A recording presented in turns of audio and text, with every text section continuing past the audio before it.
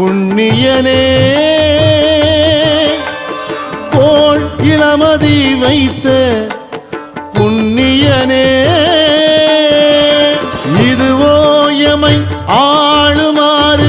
ஈவதொன்றெமக்கு இல்லையே அதுவோ உனது இன்னருள்